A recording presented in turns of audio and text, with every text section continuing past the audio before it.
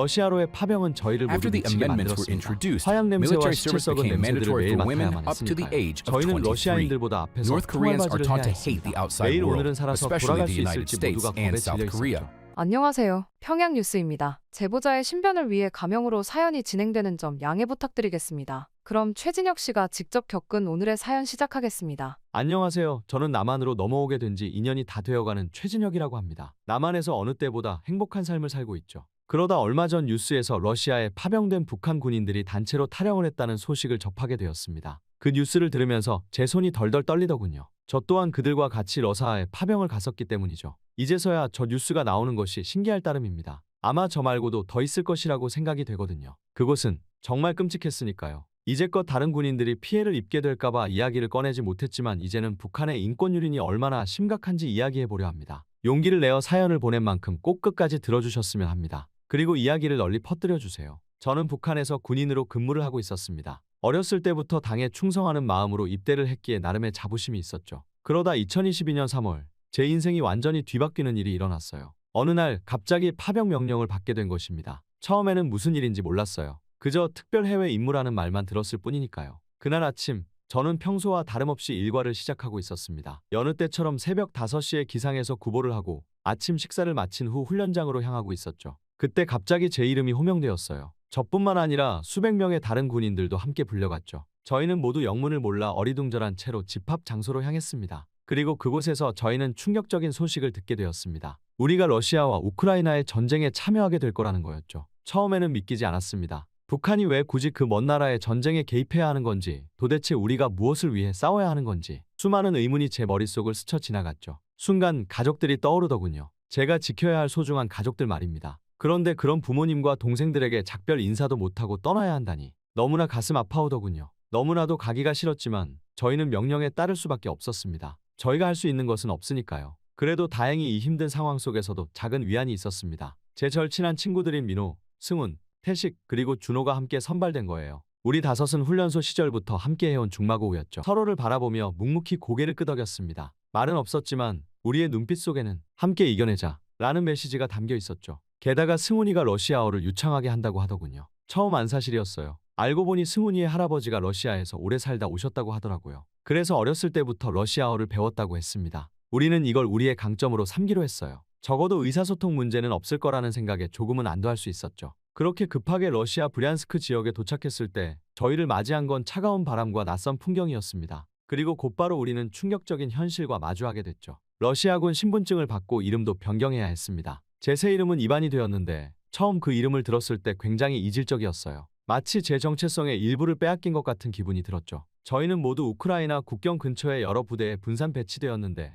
다행히 저와 제 네 친구는 같은 소대에 배속되었습니다. 덕분에 차가운 철제 벙커 안에서 친구들의 얼굴을 봤을 때 가슴 한구석이 따뜻해지는 걸 느꼈죠. 민호는 여전히 장난기 어린 미소를 짓고 있었고 태식이는 굳은 표정으로 주변을 살폈어요. 준호는 불안한 듯 손가락을 계속 꼼지락거렸고 승훈이는 러시아 병사들의 대화에 귀를 기울이고 있었죠. 암울한 상황이었지만 적어도 서로의 얼굴을 볼 수 있다는 사실이 작은 위안이 되었어요. 하지만 그 안도감도 잠시 우리는 곧 더 큰 충격에 휩싸이게 되고 말았죠. 그렇게 전쟁 초기의 혼란스러운 상황 속에서 저희는 러시아군의 지휘 체계가 아직 북한군을 완전히 통제하지 못하고 있다는 걸 알게 되었습니다. 명령 체계가 불분명했고 때로는 서로 모순되는 지시가 내려오기도 했죠. 한 번은 오전에 전진하라 는 명령을 받았다가 오후에는 갑자기 후퇴하라 는 명령이 떨어지기도 했어요. 러시아 장교들 또한 서로 다른 말을 하고 있었고 그런 상황에서 우리 북한군들은 그저 어리둥절한 채로 서 있을 수밖에 없었죠. 이런 혼란 속에서 우리는 어떻게 행동해야 할지 몰라 당황스러웠습니다. 북한에서는 항상 명확한 지시와 규율 속에서 움직였는데 이런 상황은 처음이었거든요.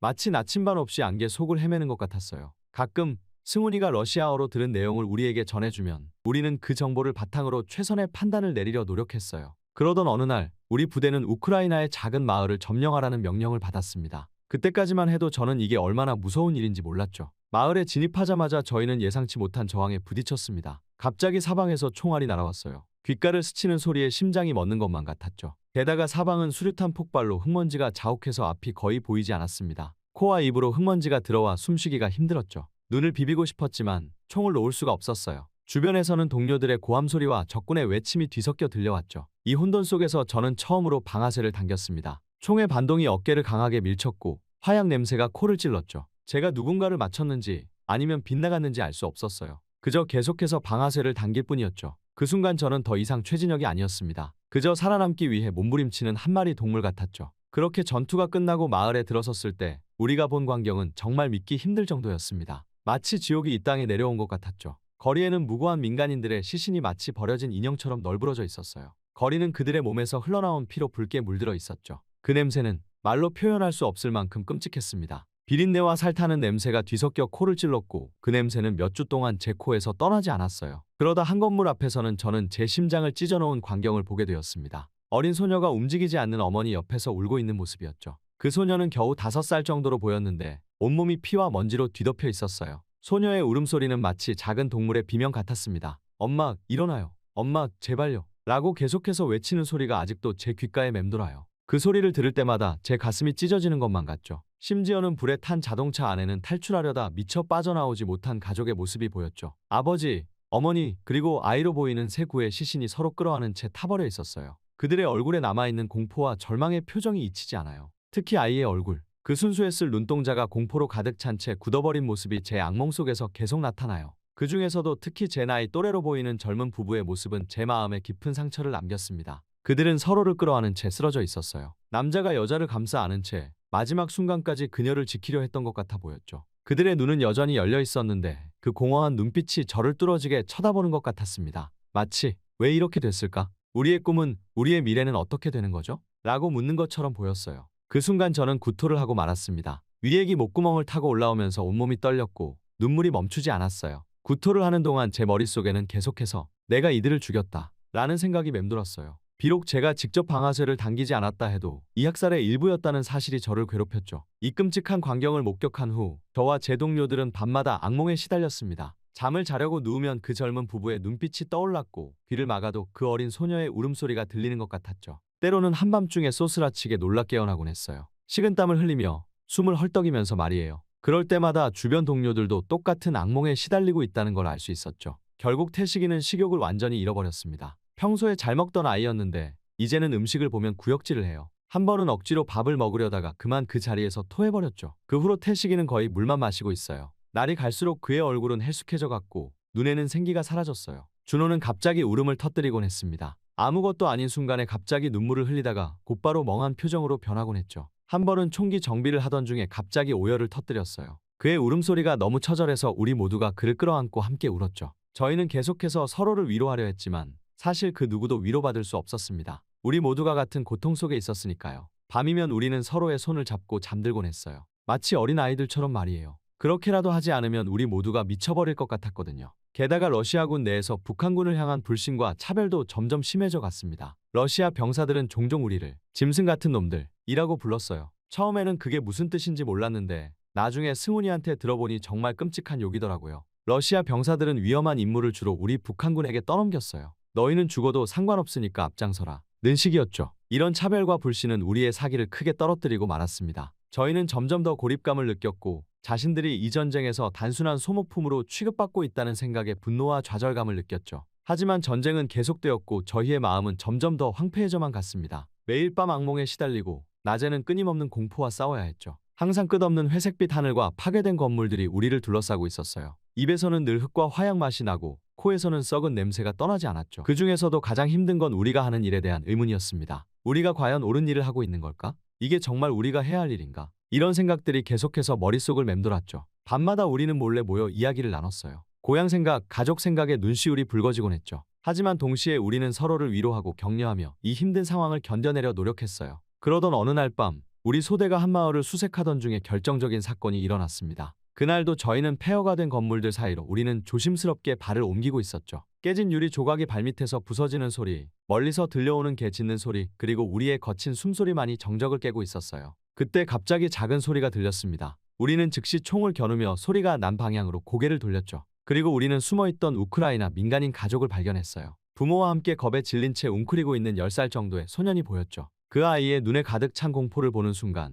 제 가슴이 찢어지는 것 같았어요. 마치 제 어린 시절의 모습을 보는 것 같았거든요. 그때 러시아 장교가 다가와서는 그 가족이 우크라이나군에 대한 정보를 가지고 있을 거라며 저에게 그 소년을 신문하라고 명령을 하더군요. 순간 머리가 하얘졌습니다. 귀에서 윙하는 소리가 나고 심장이 터질 듯이 뛰었죠. 어떻게 저런 어린 아이를 신문할 수 있단 말인가. 하지만 그렇다고 해서 군인이 명령을 거부할 수도 없는 노릇이었죠. 그래서 결국 저는 명령을 따르게 되었습니다. 그래도 저는 최대한 부드럽게 접근하려 노력했죠. 소년에게 다가가 친근한 목소리로 말을 걸고 주머니에 있던 과자를 건네며 신뢰를 쌓으려 했어요. 괜찮아, 너를 해치지 않을 거야. 그냥 몇 가지만 물어보려고 해. 하지만 제 목소리가 떨리는 걸 숨길 수 없었습니다. 소년은 겁에 질린 채 아무 말도 하지 않았어요. 그저 덜덜 떨며 부모님을 바라볼 뿐이었죠. 그의 눈에서 흘러내리는 눈물이 제 가슴을 더욱 아프게 했습니다. 결국 성과 없이 시간이 흐르고 상관의 압박이 심해지자 저는 점점 더 강압적인 방법을 사용해야 했습니다. 소년의 어깨를 세게 잡고 흔들며 위협적인 어조로 질문을 던졌죠. 대답해. 우크라이나 군인들이 어디 있지?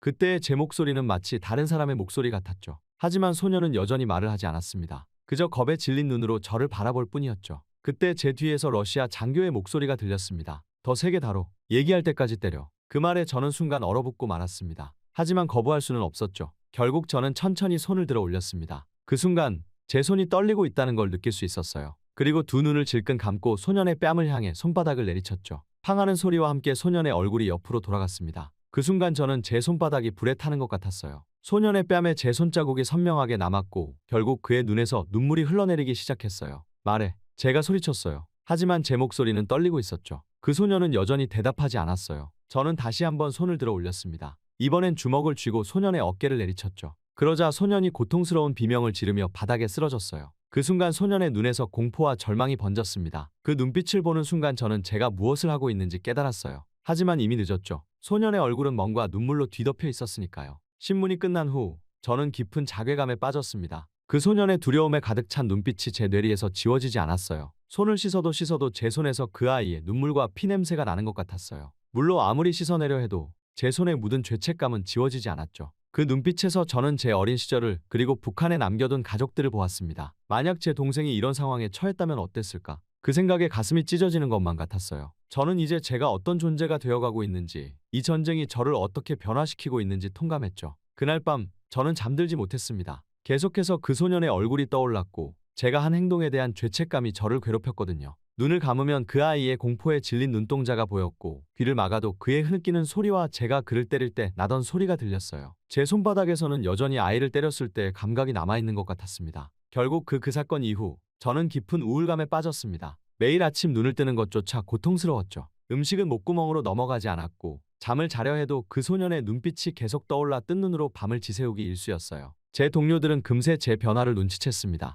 특히 제 네 친구들 민호, 승훈, 태식, 준호는 깊은 걱정을 표했죠. 그들은 저를 통해 이 전쟁의 비인간성을 더욱 절실히 느꼈던 것 같아요. 그러던 어느 날 밤 민호가 조용히 제게 다가와 말을 걸었습니다. 진혁아, 우리 뭔가 해야 하지 않을까? 그 말에 저는 고개를 들어 그를 바라봤어요. 민호의 눈에는 결연한 의지가 서려 있었죠. 그 순간 저는 우리가 모두 같은 생각을 하고 있다는 걸 깨달았습니다. 결국 며칠 후 저와 4명의 친구들은 은밀히 만나 탈출 계획을 세우기 시작했습니다. 우리는 전쟁 초기의 혼란한 상황을 이용하기로 했죠. 러시아군의 통제 체계가 아직 완전히 자리 잡지 않은 점도 우리에게는 유리했어요. 특히 승훈의 러시아어 실력이 큰 도움이 됐습니다. 그는 러시아 병사들의 대화를 엿들으며 중요한 정보들을 수집했죠. 우리는 이 정보들을 바탕으로 세밀한 탈출 계획을 수립해 나갔어요. 우리는 다른 북한군 파병자들 중에도 탈출을 원하는 이들이 있을 거라 생각했어요. 하지만 안전을 위해 계획을 극비에 붙였죠. 들키면 모든 게 물거품이 될 테니까요. 그리고 마침내 탈출 날짜가 다가왔습니다. 우리는 마음이 맞는 다른 동료들도 함께 데려가기로 했죠.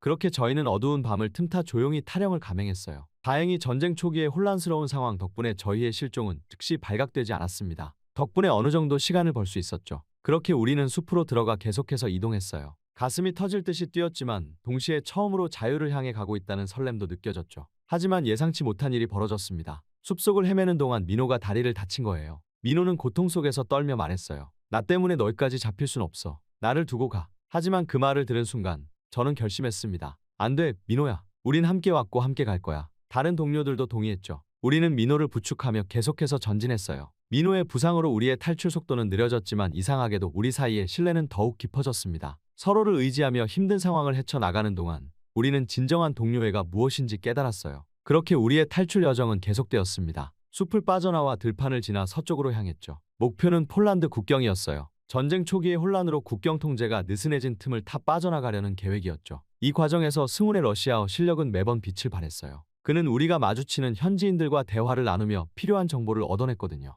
어느 길로 가야 안전한지, 어디에 러시아군이 주둔하고 있는지 등을 파악할 수가 있었습니다. 한 번은 러시아 순찰대와 마주쳤는데 승훈이 능숙하게 대화를 이어가며 우리를 위기에서 구해냈죠. 며칠간의 고된 여정 끝에 우리는 마침내 폴란드 국경에 도달했습니다. 하지만 국경을 넘는 것은 또 다른 도전이었죠. 우리는 밤을 기다려 조심스럽게 접근했어요. 다행히 전쟁의 혼란으로 경비가 허술해진 틈을 타 국경을 넘을 수 있었죠. 그렇게 폴란드 땅을 밟는 순간 우리 모두의 눈에 눈물이 고였습니다. 드디어 자유의 땅을 밟았다는 안도감과 동시에 이제 정말 돌아갈 수 없다는 두려움이 밀려왔죠. 얼마 지나지 않아 폴란드 국경 수비대에 발각되었지만 여기서도 승훈의 언어 능력이 큰 도움이 되었어요. 그는 우리가 북한에서 탈출한 군인들이며 망명을 요청한다고 설명했죠. 처음에는 의심의 눈초리를 보내던 수비대도 우리의 상황을 이해하고 난민 캠프로 안내해 주었어요. 난민 캠프에서의 생활은 힘들었지만 적어도 전쟁의 공포에서는 벗어났다는 안도감이 있었죠. 그곳에서 우리는 예상치 못한 만남을 가졌어요. 한국계 미국인 선교사인 목사님을 만난 거예요.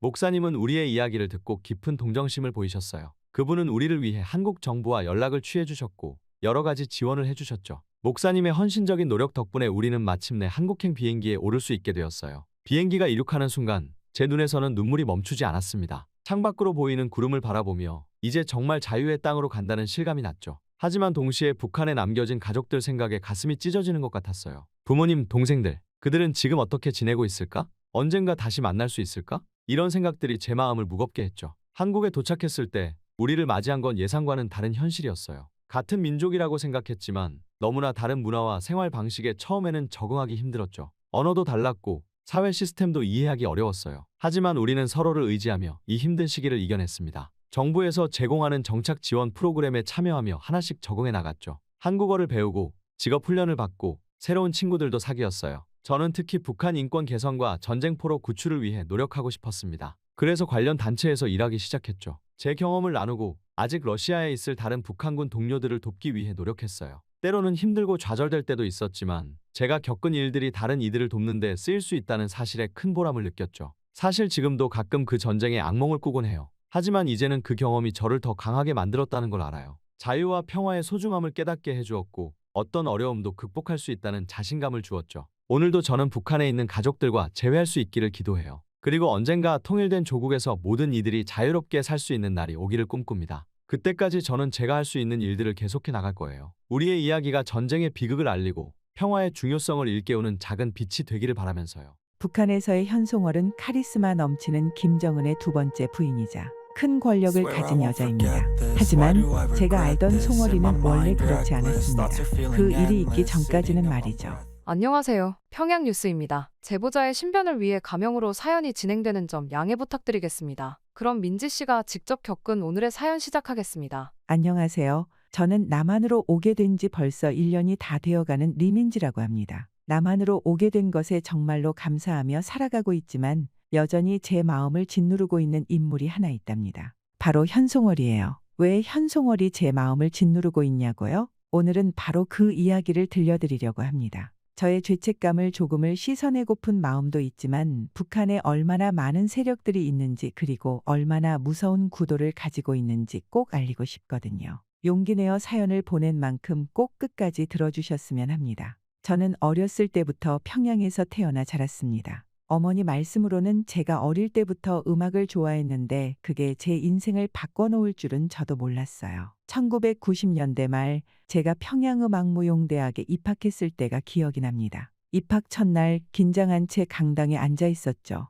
그때 제 옆자리에 앉은 게 현송월이었어요. 송월이는 자신감 넘치는 목소리로 먼저 말을 걸더라고요. 처음엔 송월이의 당당함에 위축됐지만 음악 얘기를 나누다 보니 저희는 어느새 친해져 있었습니다. 현송월과 저는 정반대 성격이었습니다. 제가 조용하고 내성적이라면 송월이는 활발하고 카리스마 넘쳤죠. 현송월은 항상 자신감 넘치는 목소리로 말했고 걸음걸이마저 당당했어요. 송월이가 연습실에 들어오면 분위기가 확 바뀌곤 했죠. 모두의 시선이 송월이에게 집중됐으니까요. 현송월은 타고난 리더였습니다. 어려운 일이 생기면 늘 앞장서서 해결하려 했죠. 때로는 고집스럽고 강압적으로 보이기도 했지만 그만큼 열정적이고 책임감 강한 아이였어요. 그리고 그런 송월이의 에너지는 주변 사람들도 함께 끌어올렸죠. 하지만 그 중에서도 우리를 하나로 묶어준 건 음악에 대한 열정이었습니다. 밤새 연습실에서 노래하고 악기 연주하던 그 시간들이 아직도 제 머릿속에는 생생해요.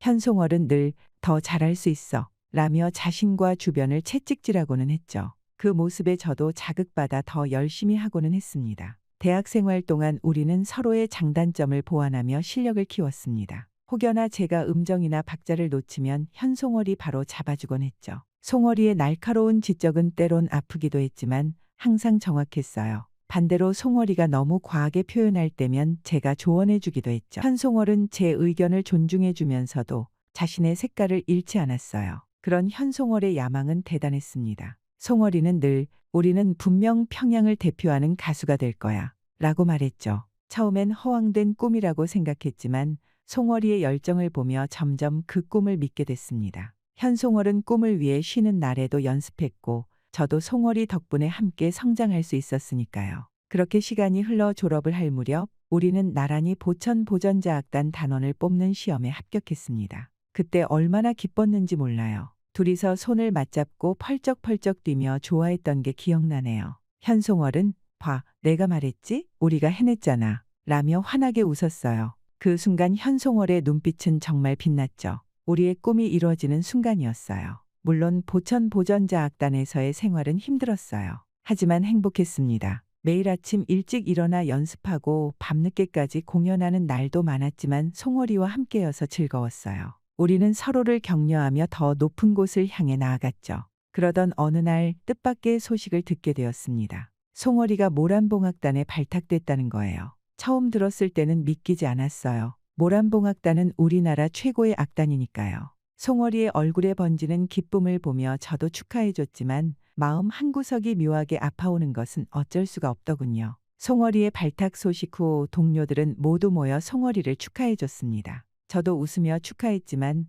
속으로는 복잡한 감정이 일었어요. 기쁘면서도 서운하고 자랑스러우면서도 질투가 났죠. 왜 내가 아니고 현송월일까 하는 생각이 자꾸 들었습니다. 그날 밤 숙소로 돌아와 저는 몰래 혼자 울었습니다. 송월이와 저는 늘 함께였는데 이제 다른 길을 가게 된 거죠. 뒤처지는 것 같은 느낌에 자존심이 상하기도 했지만 동시에 제 자신이 부끄럽기도 했죠. 친구의 성공을 진심으로 기뻐하지 못하는 제 모습이 싫었거든요. 그렇게 다음 날부터 현송월은 모란봉악단 연습에 참여하기 시작했습니다. 저는 여전히 보천보전자악단에서 활동했고요. 그러다 보니 저희는 자연스럽게 점점 만날 시간이 줄어들었죠. 가끔 마주치면 반갑게 인사를 나눴지만 예전 같은 친밀함은 사라진 것 같았습니다. 그러다 2015년 저는 텔레비전으로 모란봉악단의 베이징 공연 소식을 듣게 되었습니다. 현송월의 모습이 화면에 나왔을 때 가슴이 뛰더라고요. 그런데 갑자기 공연이 취소됐다는 뉴스가 나왔어요. 그리고 이유를 들었을 때 놀라지 않을 수 없었죠. 원수님 작품은 점 하나 뺄 수 없다 라고 현송월이 말했다는 거예요. 얼마나 대담한 발언인지 몰라요. 속으로 김정은이 들으면 어떻게 될지 그리고 공연이 취소된 것에 대해 송월이가 문제가 되지 않을지 걱정됐죠. 하지만 예상과 달리 김정은은 현송월의 충성심을 높이 샀다고 해요. 결국 그 사건 이후 현송월의 지위는 급상승했습니다. 이제 송월이는 단순한 악단원이 아니라 김정은의 측근이 된 거죠. 그렇게 TV에 자주 등장하는 송월이를 보며 저는 마음이 복잡했습니다. 한편으론 자랑스러웠지만 다른 한편으론 우리 사이가 더 멀어질까 봐 두려웠죠. 결국 제가 걱정했던 대로 저와 현송월의 연락은 점점 더 뜸해졌어요. 가끔 문자로 안부를 주고받는 게 전부였죠. 예전에 함께 노래하고 웃던 시간들이 그리워지기도 했지만 이제 우리는 너무 다른 세계에 살고 있었어요. 송월이는 권력의 중심부로 저는 여전히 평범한 악단원으로 남아 있었으니까요.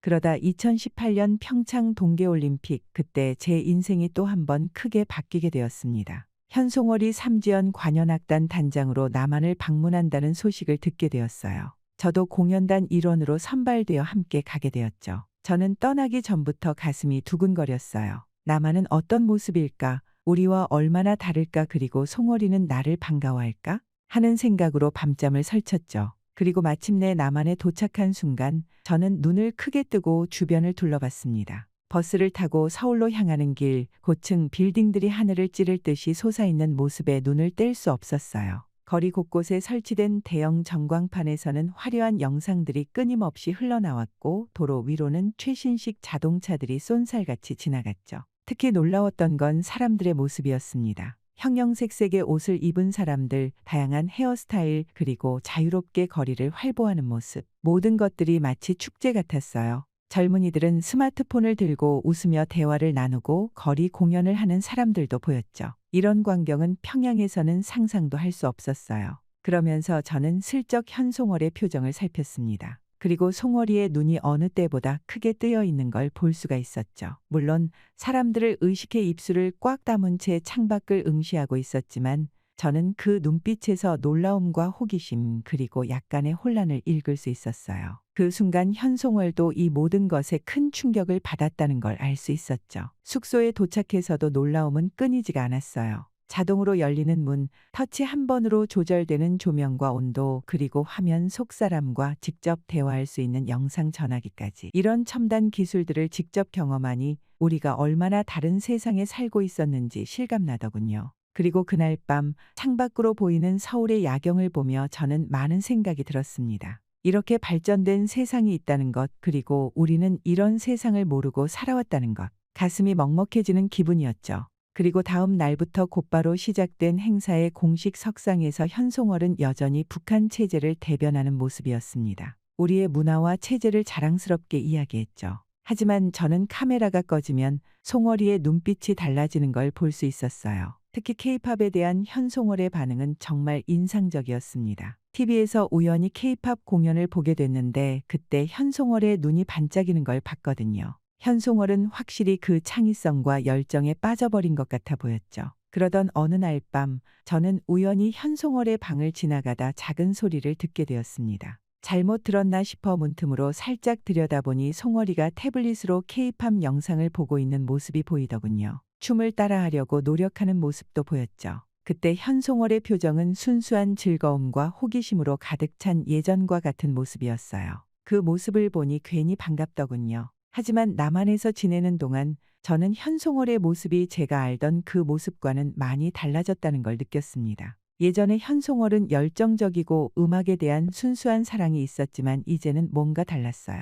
송월이의 눈빛에서 권력에 대한 욕망을 볼 수가 있었죠. 공식 행사에서 현송월은 마치 여왕처럼 행동했습니다. 주변 사람들을 거들떠보지도 않고 오직 자신의 위치만을 중요하게 여기는 것 같았죠. 심지어 저를 볼 때도 전혀 알아보지 못하는 듯한 표정을 지었어요. 한때 절친했던 우리 사이가 이렇게 멀어질 수 있다는 게 믿기지가 않더군요. 그러던 어느 날 복도에서 우연히 마주쳤을 때였습니다. 저는 반가운 마음에 인사를 건넸지만 현송월은 마치 처음 보는 사람처럼 저를 스쳐 지나가더군요. 그 순간 가슴이 찌릿했죠. 우리의 추억이 송월이에게는 아무 의미 없는 것처럼 느껴졌습니다. 하지만 동시에 이런 현송월의 모습 뒤에 숨겨진 불안감도 느낄 수 있었습니다. 마치 자신의 새로운 지위를 지키기 위해 필사적으로 노력하는 것 같았죠. 그 모습이 안쓰럽기도 하고 한편으로는 실망스럽기도 했어요. 그렇게 저는 이런 현송월의 변화된 모습을 보면서 권력이 사람을 얼마나 많이 바꿀 수 있는지 깨달았습니다.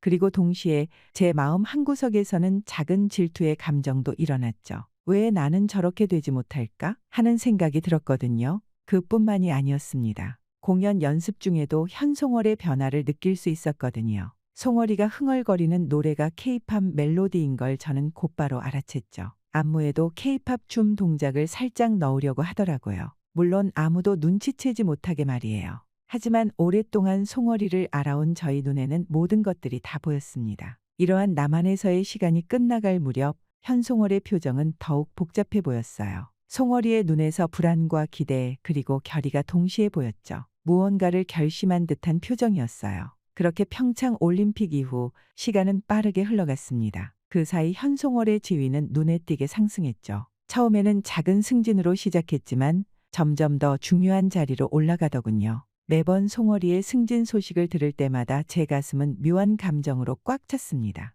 축하해야 할지 질투해야 할지 혼란스러웠죠. 그리고 2023년 드디어 현송월은 김정은 원수님의 의전을 담당하는 자리에 오르게 되었어요. 그 소식을 들었을 때 저는 라디오 앞에 얼어붙은 채 서 있었습니다. 한때 절친했던 친구가 이제는 나라의 가장 높은 곳에 서게 된 거예요. 그 순간 제 마음속에서는 축하의 마음과 동시에 질투의 감정이 파도처럼 밀려왔어요. 반면 저는 여전히 보천보전자악단에서 똑같은 일상을 반복하고 있었습니다. 아침에 일어나 연습실로 향하고 밤늦게까지 연습하는 생활. 처음에는 이 일상이 좋았지만 이제는 너무나 단조롭게 느껴졌어요. 매일 밤 악단 숙소로 돌아오는 길에 현송월이 살고 있는 고위 간부 주택가를 멀리서 바라보며 저기 내가 살 수도 있었을 텐데 라는 생각이 머릿속을 맴돌았거든요. 그러던 어느 날 저녁 연습을 마치고 막 숙소로 돌아가려는 찰나였습니다. 악단장님이 저를 급하게 부르셨죠. 민지야,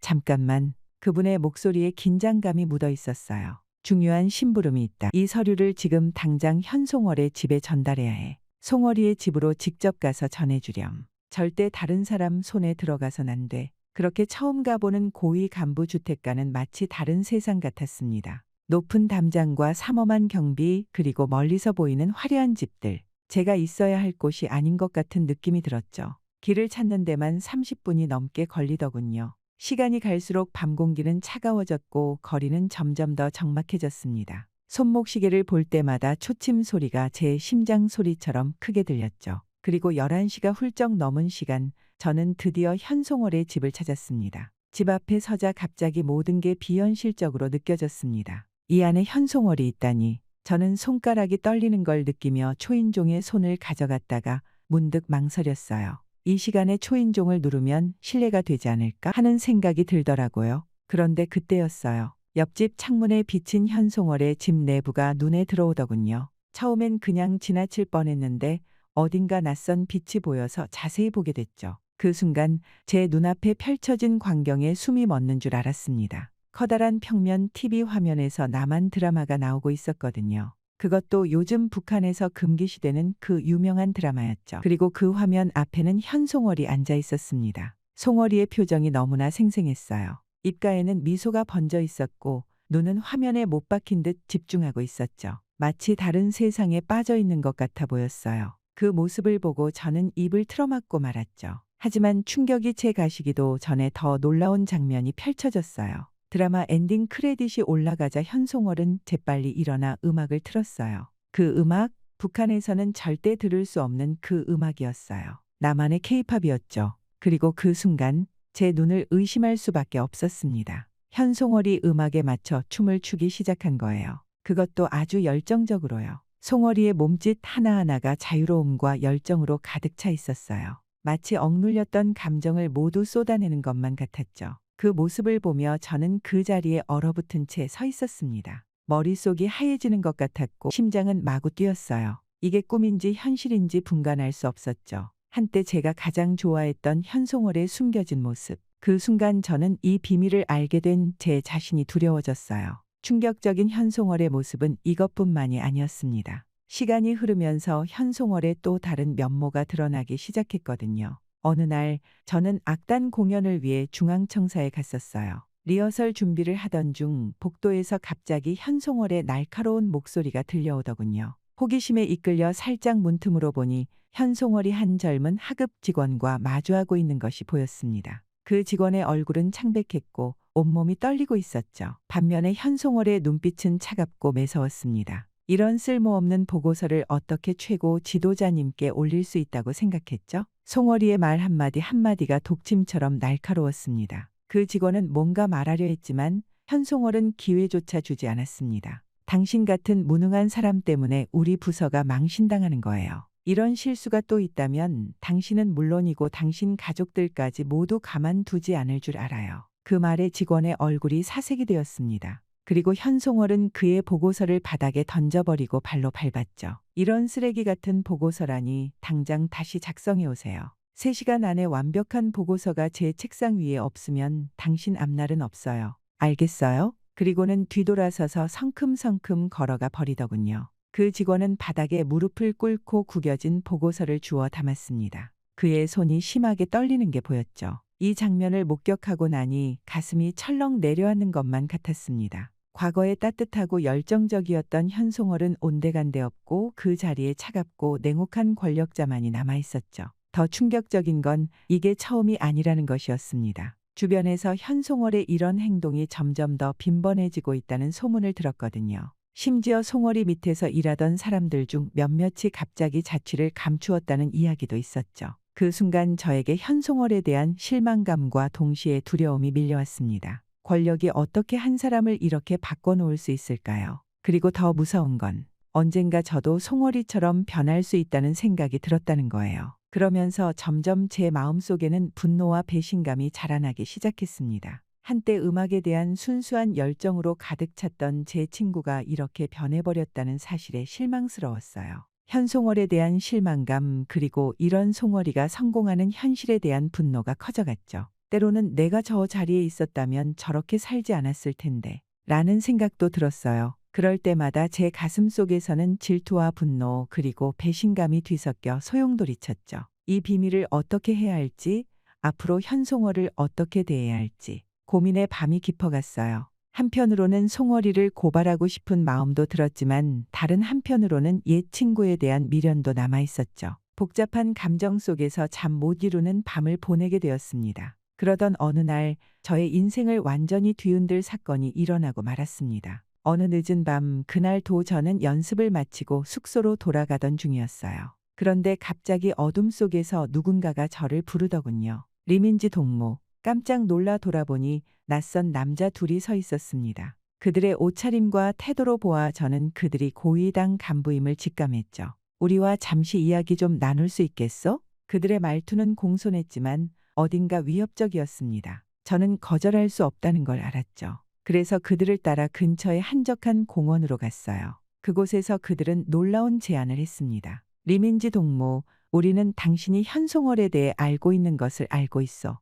그 말에 가슴이 쿵 내려앉았어요. 어떻게 그들이 알고 있는 걸까요? 누군가 저를 감시하고 있었던 걸까요? 걱정 마시오. 우리는 당신을 해치려는 게 아니요. 오히려 도움을 청하러 왔어. 그들의 말에 저는 그나마 조금은 안도했지만 여전히 긴장이 풀리지 않았습니다. 그들은 현송월이 너무 큰 권력을 가지게 되었다고 말했습니다. 김정은의 총애를 받아 국가 기밀에 접근할 수 있게 되었는데 이게 국가 안보에 위협이 될 수 있다는 거였죠. 현송월 동무가 남한 문화에 심취해 있다는 걸 우리도 알고 있어. 하지만 증거가 필요하오. 그리고 그들은 제안을 했습니다. 당신이 현송월의 비밀을 폭로해주면 그 대가로 당신에게 현송월의 자리와 풍족한 부를 주겠어. 어떻소? 한번 생각해보지 않겠소? 그 말을 듣는 순간 머릿속이 하얘졌습니다. 그동안 꿈꿔왔던 모든 것을 한순간에 이룰 수 있는 기회였죠. 하지만 동시에 무서운 생각도 들었어요. 친구를 배신한다는 건 옳은 일은 아니었으니까요.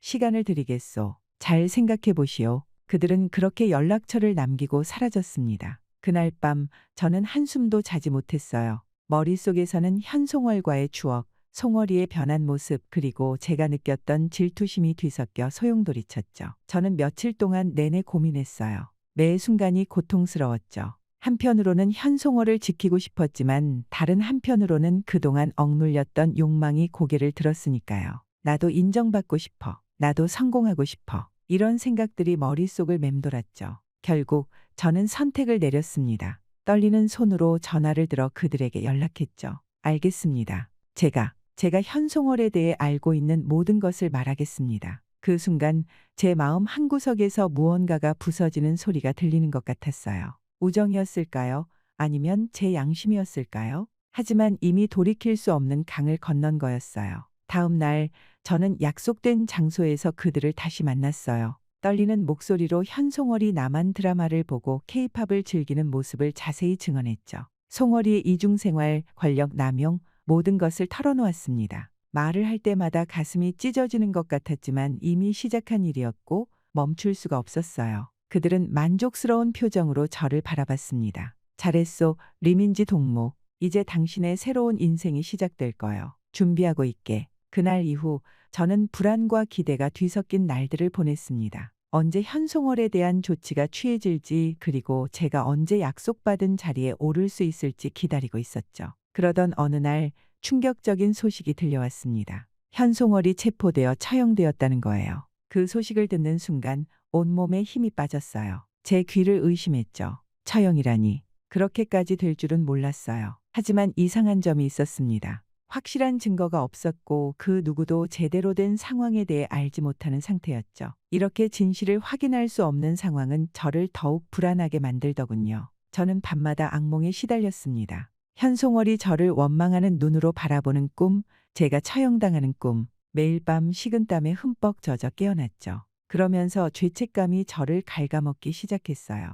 내가 무슨 짓을 한 거지? 하는 생각이 끊임없이 들었죠. 그러던 어느 날 밤 갑자기 문을 두드리는 소리가 들렸습니다. 조심스레 문을 열어보니 낯선 사람들이 서 있더군요. 그들의 눈빛에서 위협이 느껴졌죠. 리민지 동무, 우리는 현송월의 편에 서 있는 사람들이요. 당신이 무슨 짓을 했는지 우리는 다 알고 있어. 순간 온몸에 식은땀이 흘렀습니다. 그러더니 그들은 저를 강제로 끌고 가 무자비하게 추궁했어요. 현송월 동무에 대해 무슨 말을 했어? 누구에게 말했어? 공포에 질린 저는 필사적으로 부인했어요. 저는 아무것도 모릅니다. 정말 아무것도. 하지만 그들은 믿지 않았어요. 계속해서 저를 위협하고 협박했죠. 우리는 계속 당신을 지켜볼 거요. 한 발짝만 잘못 움직여도 가만두지 않겠소. 그들이 떠난 후에도 공포는 가시지 않았습니다. 이제 제 주변 모두가 적으로 느껴졌죠. 심지어는 현송월을 제거한 세력도 저를 감시하기 시작했어요. 그들은 제가 입을 열어 그들의 계략을 폭로할까봐 두려워하는 것 같았죠.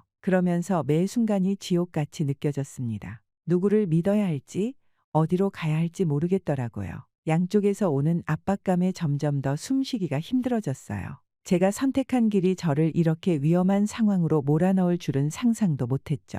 저는 밤마다 울면서 후회했습니다. 왜 그랬을까? 왜 그런 선택을 했을까? 하지만 이미 돌이킬 수 없는 일이었죠. 제 욕심과 질투심이 저를 이렇게 만든 거예요. 이제 저는 더 이상 평범한 생활을 할 수 없게 되었어요. 항상 누군가가 저를 지켜보고 있다는 느낌에 시달렸죠. 연습실에서도, 숙소에서도, 심지어 화장실에서조차 안전하다는 느낌이 들지 않았어요. 매일 밤 창문으로 보이는 별들을 보며 생각했어요. 현송월은 지금 어디에 있을까? 정말로 처형된 걸까? 아니면 어딘가에 숨어 있는 걸까? 그리고 나는 이제 어떻게 해야 하지? 그렇게 날이 갈수록 제 주변의 상황은 더욱 악화되었습니다. 현송월 측 세력과 송월이를 제거한 세력 양쪽에서 오는 압박감은 점점 더 심해졌죠. 매일 밤 누군가가 제 방문을 두드릴까봐 두려워 잠들지 못했어요. 잠깐 눈을 붙이더라도 작은 소리에도 화들짝 놀라 깨곤 할 정도였으니까요. 그러던 어느 날 아침, 저는 평소처럼 연습실로 향하던 중 낯선 남자가 저를 따라오는 것을 발견했습니다. 그는 제가 돌아볼 때마다 재빨리 숨었지만 분명 저를 감시하고 있다는 걸 알 수 있었죠. 가슴이 쿵쾅거렸어요. 골목을 돌 때마다 그의 발자국 소리가 들리는 것 같았거든요. 이제 제 일상 전체가 누군가의 감시 아래 있다는 생각에 숨이 막혔어요. 그래서 결국 그날 밤 저는 중대한 결심을 했습니다. 더 이상 이렇게 살 수는 없다고 생각했죠. 그래서 저는 탈북, 그 위험하고 무모한 선택을 하기로 했습니다. 결심을 하는 순간 두려움과 동시에 이상한 해방감이 느껴졌어요. 하지만 이것만이 제가 이 끔찍한 상황에서 벗어날 수 있는 유일한 방법처럼 보였거든요. 계획을 세우는 데에는 몇 주가 걸렸습니다. 모든 것을 비밀리에 준비해야 했죠. 탈북 브로커를 찾아 연락을 취하고 필요한 돈을 모으고 탈출 경로를 외우는 등 매 순간이 긴장의 연속이었어요. 돈을 모으기 위해 몰래 악단의 악기를 팔기도 했어요. 양심의 가책을 느꼈지만 살아남기 위해서는 어쩔 수 없었죠. 들키면 바로 처형될 수도 있다는 공포와 함께 살았어요. 그리고 드디어 탈출의 날이 왔어요. 그날 밤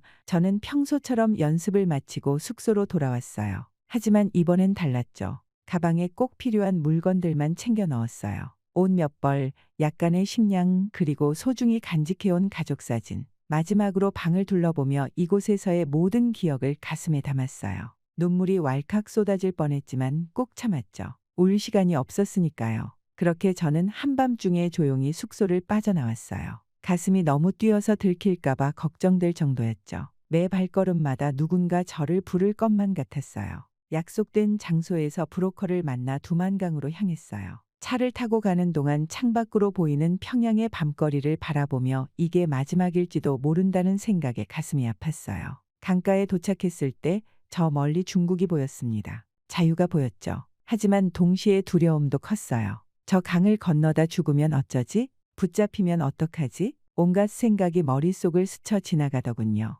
하지만 강을 건너는 것은 생각보다 훨씬 힘들었습니다. 물살은 거세고 추위는 뼛속까지 파고들었죠. 몇 번이나 포기하고 싶었어요. 숨이 턱까지 차오르고 팔다리가 얼어붙는 것 같으신가요? 하지만 뒤로 돌아갈 순 없었죠. 목숨을 걸고 헤엄쳐 건넜어요. 강 한가운데쯤 왔을 때 문득 현송월의 얼굴이 떠올랐어요. 미안해. 마음속으로 중얼거렸죠. 중국에 도착하고 나서도 저는 안심할 수가 없었습니다. 언제 북한이나 중국 당국에 붙잡힐지 모르는 상황이었으니까요. 숨 막히는 도주국이 계속됐어요. 트럭 뒷칸에 숨어 이동하고 낯선 사람들의 집에 숨어 지내고 매 순간이 생사를 넘나드는 것 같았어요. 한 번은 중국 경찰과 눈이 마주칠 뻔한 적도 있었어요. 그때의 공포는 지금도 잊을 수 없어요. 그 고난의 시간들을 지나 마침내 한국에 도착했을 때 처음으로 안도의 한숨을 내쉬었습니다. 인천공항에 발을 딛는 순간 눈물이 멈추지 않았어요. 자유의 땅을 밟았다는 실감이 났죠. 하지만 동시에 새로운 두려움도 생겼어요. 이 낯선 땅에서 어떻게 살아갈 수 있을까? 적응 과정은 물론 쉽지 않았어요. 언어도 문화도 모든 게 달랐죠. 처음 마트에 갔을 때의 충격을 잊을 수 없어요. 그 많은 물건들, 다양한 음식들, 선택의 자유가 이렇게 압도적일 줄 몰랐어요. 하지만 조금씩 새로운 삶에 적응해 나갔어요. 자유의 의미를 조금씩 깨달아갔고 제 선택이 옳았다는 확신이 들기 시작했어요. 시간이 지나면서 저는 제 경험을 바탕으로 북한 인권 문제를 알리는 활동을 시작했어요. 제가 겪은 일들, 북한의 실상을 많은 사람들에게 알리고 싶었거든요. 처음엔 작은 모임에서 이야기를 나누는 것부터 시작했지만 점차 더 큰 무대에서 증언할 기회도 생겼어요. 처음 큰 강연장에 섰을 때 다리가 후들거렸어요. 하지만 제 이야기에 귀 기울이는 사람들을 보며 용기를 냈죠. 이 과정에서 현송월에 대한 생각도 많이 했어요. 송월이의 운명이 어떻게 되었을지,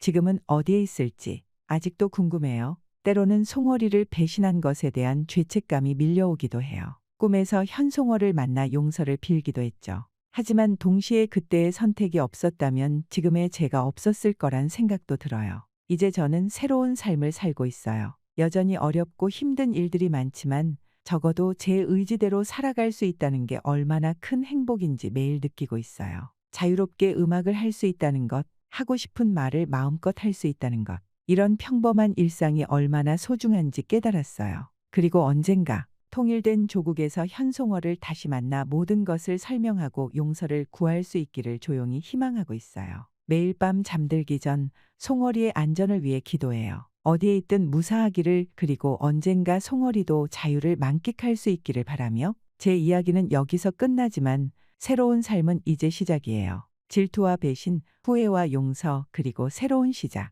이 모든 것들이 저를 지금의 저로 만들어 주었어요. 앞으로 어떤 일들이 기다리고 있을지 모르지만 이제는 당당히 맞설 수 있을 것 같아요. 자유와 함께 찾은 제 자신을 믿으며 새로운 꿈을 향해 나아가고 있답니다.